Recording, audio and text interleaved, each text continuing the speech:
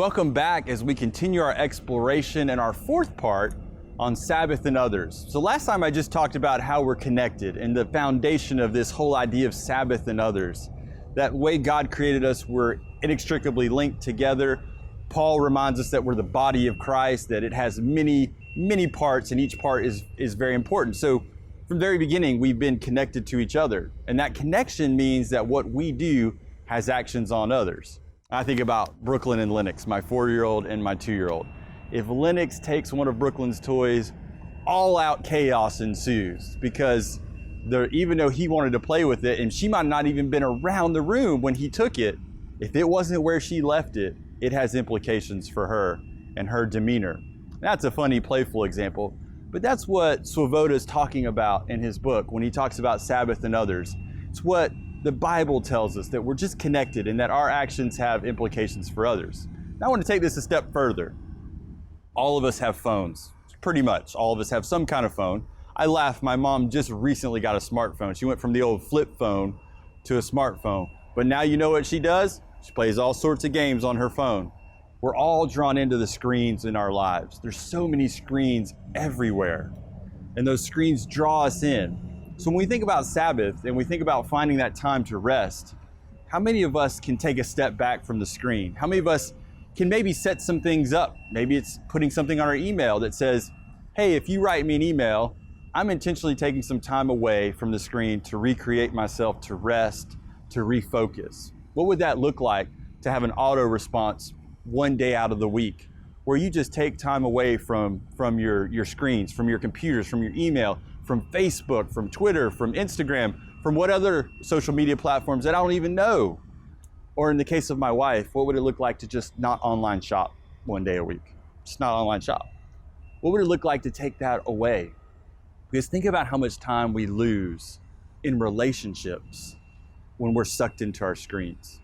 When we're sitting there, I don't know how many times I've sat and gone to visit families, gone to visit couples, and next thing I know, we're all guilty of sitting around literally in the same room with each other on our phones.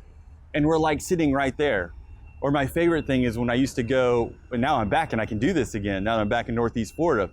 But when I used to go up to our big family Thanksgiving in Brunswick, up in St. Simon's, we would sit and all my little cousins would be texting each other from the same table.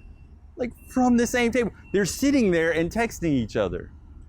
And you wonder if we need Sabbath from technology. And part of what we have to think about, though, is what are the mechanisms and what are the patterns and what are the behaviors we can create to ease into that? Because as much as I'd like to say, put down your phone for a day, it's not that easy. Our phones, in some ways, are a tool. And they're a really important tool. They're not just existing to distract us. They exist to help us connect. So we have to find that balance between thinking about how the phones and our screens and our computers and our email and our social media can be used for the betterment of God's kingdom, and also how we find a pattern of rest from them so that they don't take us hostage, right? That's part of what Sabbath creates us, and this might be a good time to mention this. Part of what we do when we practice Sabbath is we realize where we're held hostage. What are we a slave to? I said that in the first video. I was kind of laying that out for us. What are we a slave to? And I would say technology is one of those things. And I don't mean technology is evil. You know, there's a lot of narrative around, well, if we just got rid of social media and the phones, everything would be better. It's not true. Because they're also a tool. There's so much you can put out on those platforms and affect so many different people. The problem becomes when you can't stop. When you can't stop using it and you need to walk away. So it's something to really consider as we journey down this Sabbath is, as you prepare for Sabbath in your life, if it's a day, if it's 2 days, how do you remove yourself from your technology? What are some practical things you can do to acknowledge your obsession with screens and technology and move away from it? Now, I want to pivot a little bit. So technology is one thing, but also in this Sabbath for others, we have to think about what we do and how it impacts those in our lives that we don't even know. So here I am standing in this beautiful shopping center here in Jacksonville, Florida, on a day where it's fairly quiet. But on many days of the week, there are people who come here and work. And not all the workers here, but a number of the workers who work in these industries are barely making ends meet. They might have 1, 2, 3 jobs. They may have children at home they're trying to help, and they can't they can't spend much time with them because they're trying to pay their bills. I don't say that to upset you. It's not a political statement. It's a reality. And most of us know and have heard the term the working poor. And when our obsession with wanting what we want when we want it makes these people have to come in and work in these stores, and they find no rest. They don't have time for Sabbath because we want. And by we, I mean people in this kind of culture where we want more and more and more, where we're trying to get more and more and more. These folks have to come in and go to work to satisfy our desires and our needs. So when we practice Sabbath, if we think about stopping to take a break, maybe it's Sundays, maybe it's a Saturday, where we decide, we're not going to go out to eat, we're not going to shop. It might allow those folks in those industries to close their doors and to take a break. Now, I will say one of the great things I think that's come from COVID, and I hear us complain about it, and I'm guilty of it too. With the restaurants lately, part of what you've seen happen is they're closed, maybe on Monday, maybe on Tuesday, partially because of staffing. But the gift in that probably is that people are finding rest. People are finding time to be with their families. And that's also what I saw during COVID is all of a sudden we were thrust into a home with one another. We were thrust in, and some parents went home and said, "Who are you?" And it was their kids. And they were able to connect with them.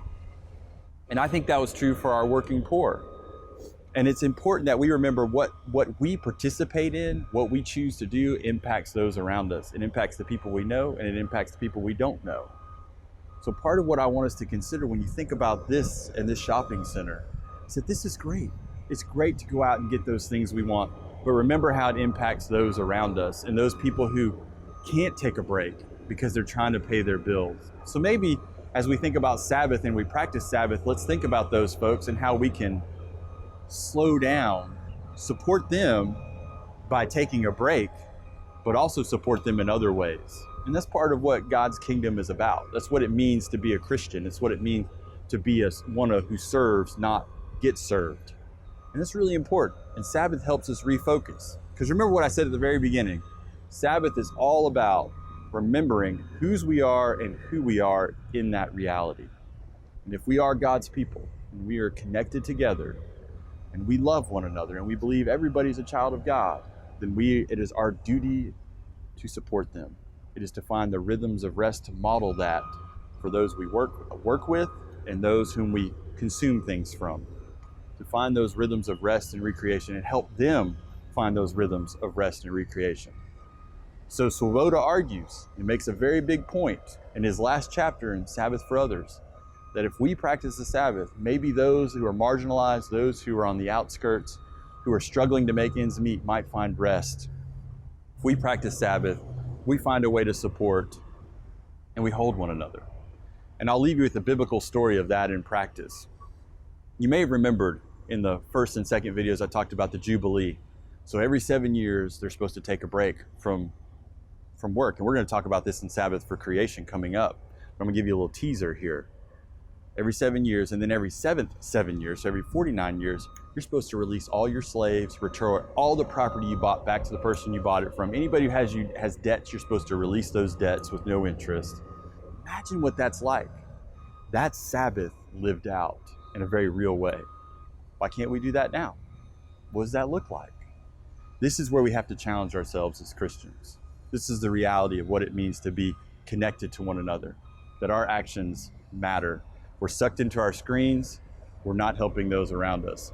And if we're just consuming and living into this worldly grind, then there's a lot of folks who are on the margins who get trampled by our constant desire to want more. Sabbath teaches us to stop. Think about the Jubilee. Every 7 years and every seventh 7 years. What does that look like? What would that look like in 2022? Think about it. Talk about it with your group. I'll be curious to hear what you come up with. Anyways, I will see you next time as we pick up on Sabbath for Creation. But thank you for tuning in on this final installment on Sabbath for Others.